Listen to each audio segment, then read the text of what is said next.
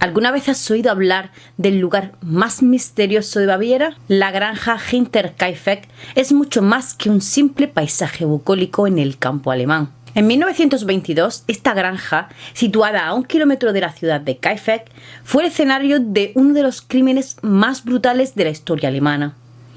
En la finca vivía una familia llamada Gruber, compuesta por el cabeza de familia Andreas, su esposa Cacilia, su hija viuda Victoria y sus 2 nietos, Cacilia de 7 años y Joseph de 2 años. Bienvenidos a Misterios Vanessa, descubramos la verdad detrás del crimen. Hace unas semanas os traje al canal El crimen de los Galindos, un crimen atroz.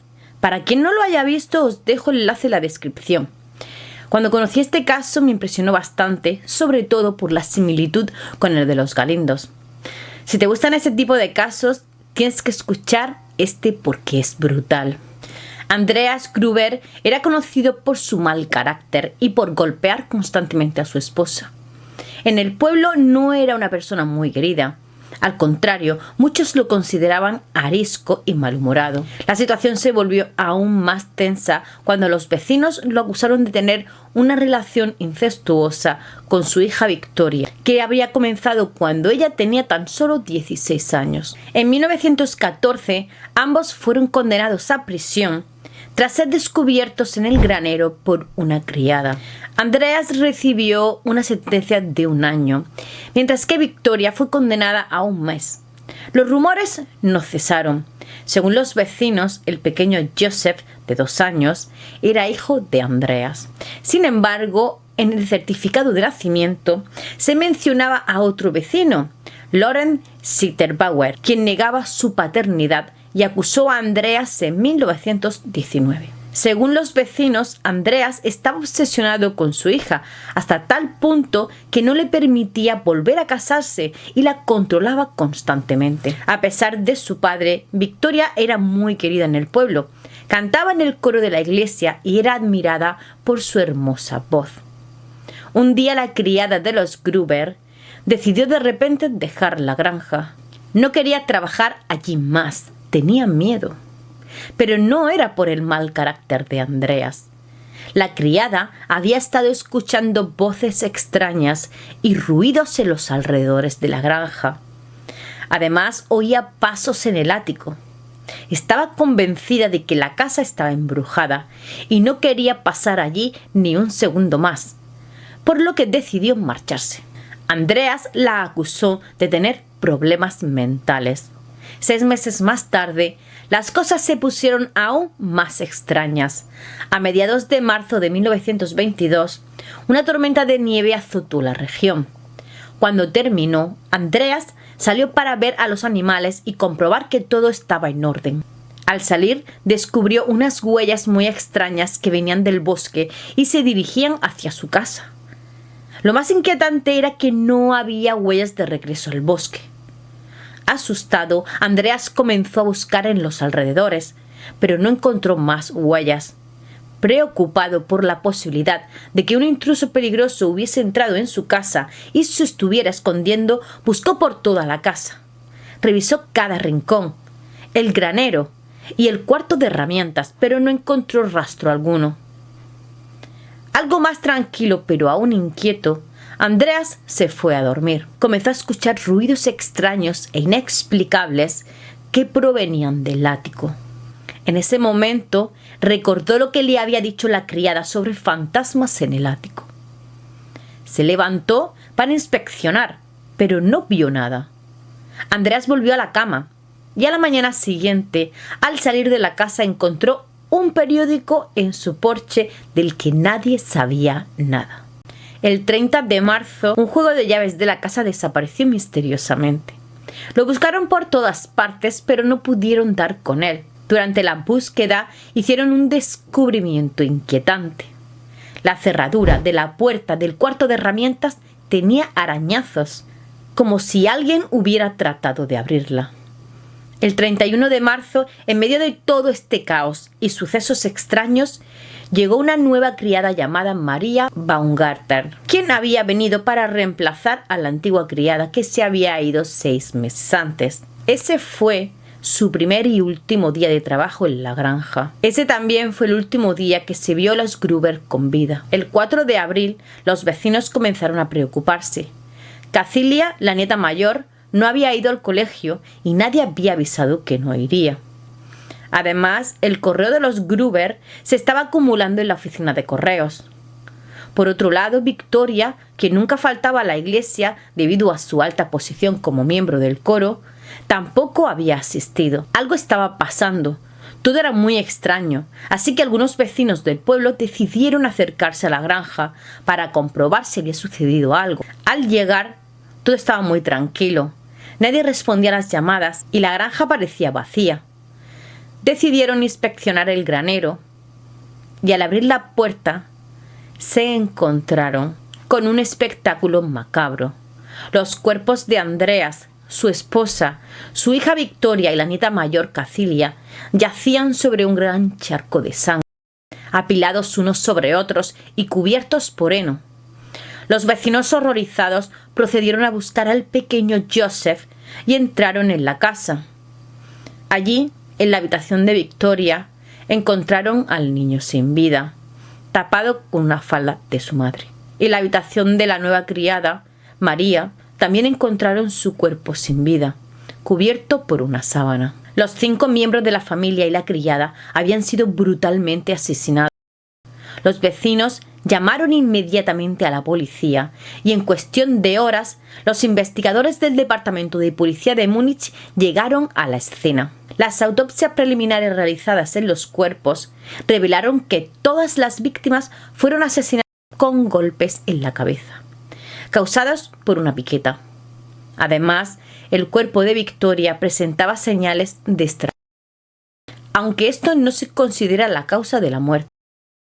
Se cree que la mayoría de las víctimas fallecieron al instante, excepto Cacilia, quien mostró signos de haber sobrevivido varias horas después de ser gravemente herida. Se encontraron mechones de su cabello arrancados, por razones desconocidas.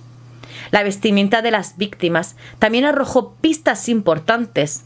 La mayoría estaban vestidas con ropa de cama, a diferencia de Victoria y Cacilia, que llevaban ropa civil. Estos detalles, junto con el hecho de que María y Joseph fueron encontrados muertos en la cama, sugieren que los asesinatos ocurrieron durante la noche, antes de la hora de dormir. Según la investigación de la escena del crimen, se llegó a la conclusión de que alguien había atraído a Andreas Gruber, su esposa y su hija Victoria al granero, uno por uno, para golpearlos con la piqueta. Posteriormente, el asesino entró en la casa para acabar con Joseph y la criada mientras dormían. Se cree que Victoria y Cacilia fueron las primeras en ser atacadas, ya que se habían vestido para ir a dormir. La muerte se determinó que fue el 31 de marzo. Sin embargo, los vecinos afirmaron que durante el fin de semana habían visto humo saliendo de la chimenea, lo que indicaba que alguien estaba en la casa. Además, en la casa se encontraron evidencias de que alguien había comido recientemente allí, y una de las camas parecía haber sido usada poco antes de que descubrieran los cuerpos. También se había alimentado los animales, lo cual era muy extraño, dado que la familia llevaba sin vida casi una semana. El perro que fue encontrado ladrando en el granero había sido pacientemente atado y golpeado, pero estaba ileso y también había sido alimentado. Todo esto implicaba que la asesina, después de acabar con la familia, se quedó en la granja varios días, comiendo y cuidando del ganado. Este comportamiento carecía de sentido y añadió aún más misterio al caso. La policía estaba desconcertada y consideró la posibilidad de que hubiera sido un robo que salió mal. Los Gruber eran una familia adinerada, pero aunque faltaba algo de dinero en la casa, aún quedaban monedas de oro y valiosas joyas que no habían sido robadas. Si hubiese sido un robo y el ladrón se quedó allí varios días, habría encontrado esos objetos de valor. Otro detalle extraño fue que Victoria había retirado todo su dinero de su cuenta bancaria y había donado 700 Goldmark a su iglesia. El resto del dinero seguía sin aparecer. No se sabía si eso tenía alguna conexión con los asesinatos, por lo que se mantuvo meramente como un detalle extraño. Posteriormente, la policía comenzó a considerar la posibilidad de un crimen pasional, y las sospechas recayeron en Lorenz Sittenbauer, quien figuraba como el padre en el certificado de nacimiento de Joseph. Victoria siempre había afirmado que Joseph era hijo de Lorenz, a pesar de que en el pueblo todos creían que era hijo de Andreas. Se especulaba que Lorenz podría haber actuado por celos o para evitar tener que pagar una pensión alimenticia por un hijo del que no estaba seguro de ser el padre. La tragedia personal de Lorenz al perder a su propio hijo pequeño podría haber sido un detonante para la violencia. Había otros detalles que lo hacían al menos sospechoso. En primer lugar, él fue uno de los miembros del primer grupo de búsqueda que fueron a la granja de los Gruber. Durante su estancia allí, el perro no paró de ladrarle en ningún momento. Los vecinos también notaron que no se alteró al ver los cuerpos, ni mostró la más mínima señal de disgusto. Se descubrió que había alterado las pruebas moviendo los cuerpos. Cuando se le preguntó por qué lo hizo, simplemente dijo que estaba buscando a su hijo. Otros vecinos afirmaron que Lorenz parecía moverse por la finca como si la conociera, como si hubiera pasado tiempo allí. A pesar de todas estas sospechas, Lorenz fue interrogado intensamente por la policía, pero no había suficientes evidencias que lo relacionaran con el crimen, por lo que no pudieron detenerlo. De hecho, hasta el día de hoy, nadie ha sido detenido por este crimen. Antes de continuar, si te está gustando el vídeo, me encantaría que te suscribieras. Así me ayudas a seguir investigando y traerte más casos interesantes. Y cuéntame qué crímenes reales te gustaría ver en los próximos vídeos. Déjamelo en los comentarios. Hay muchos interrogantes sin resolver en este caso, lo que lo hace aún más intrigante. Aquí tienes algunas de las preguntas que quedan pendientes. ¿Por qué el autor del crimen se quedó en la granja tantos meses antes de cometer los asesinatos? Es desconcertante pensar que alguien pudo haber estado escondido en la propiedad durante tanto tiempo, especialmente considerando los ruidos extraños reportados en el ático por la antigua sirvienta. ¿Qué motivó al perpetrador a permanecer en la granja después de cometer los crímenes y alimentar al ganado durante varios días? Este comportamiento es particularmente desconcertante y sugiere un propósito desconocido detrás de sus acciones. ¿Cómo pudo el asesino pasar desapercibido durante tanto tiempo sin levantar sospechas? Aunque se especula que Lorenz podría haber sido el responsable, la falta de evidencia concreta y las preguntas sin respuesta sugieren que podría haber más de lo que parece en este caso. Estas son solo algunas de las preguntas sin respuesta que rodean este misterioso caso. A pesar de los esfuerzos de la policía y los investigadores, parece que algunas de estas incógnitas podrían permanecer sin resolver para siempre. El destino de los cráneos perdidos añade aún más misterio a este caso ya desconcertante. Aquí tienes un resumen de cómo evolucionaron las investigaciones y las teorías a lo largo del tiempo. Los cadáveres de las 6 víctimas fueron enterrados en un cementerio en Weidofen, pero sin las cabezas, que se enviaron a Múnich para su análisis y nunca fueron devueltas.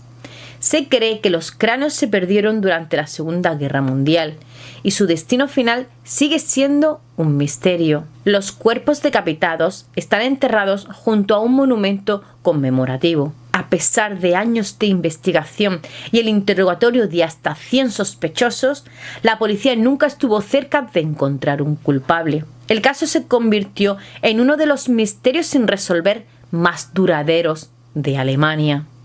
Incluso la policía llegó a contratar a mediums en un intento desesperado por resolver el caso, pero sin éxito. Con el paso de los años, se han propuesto teorías paranormales y todo tipo de especulaciones para intentar descubrir la verdad. Se han sugerido diversas teorías, algunas más absurdas que otras, como la implicación del ex marido de Victoria, Karl Gabriel, en los crímenes. Ninguna de estas teorías ha sido confirmada. La teoría de que Karl el exmarido de Victoria podría haber regresado para cometer los crímenes como un acto de pasión despechada, agrega un giro intrigante a este enigma. Su presunta muerte en las trincheras de la Primera Guerra Mundial y la ausencia de su cuerpo podrían haber alimentado estas especulaciones. La idea de que fingió su muerte para escapar de su esposa y luego regresó para vengarse tras descubrir su nueva relación es digna de un thriller de misterio. Las teorías paranormales añaden otra capa de misterio a este caso ya desconcertante.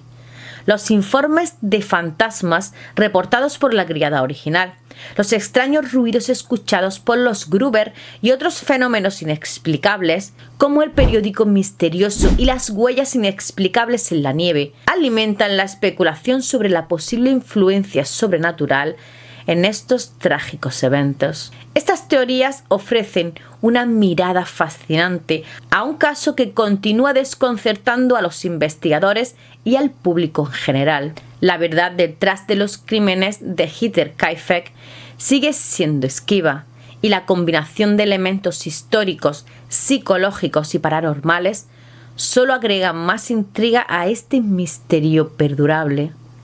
El caso de los de Hinterkaifeck ha intrigado a generaciones y se ha convertido en un enigma perdurable que ha resistido el paso del tiempo. La idea de que pudiera haber sido obra de una fuerza sobrenatural maligna agrega un elemento aún más inquietante a esta historia, ya de por sí escalofriante.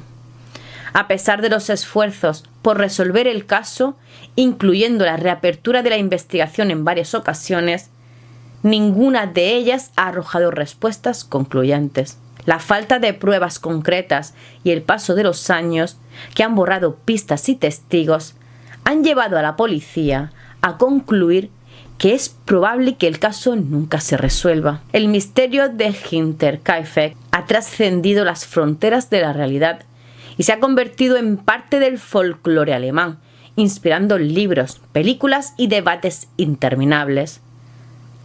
La demolición de la granja en 1923, debido a la aversión de los vecinos a tener un monumento a la muerte cerca de sus hogares, marcó el final físico de este lugar.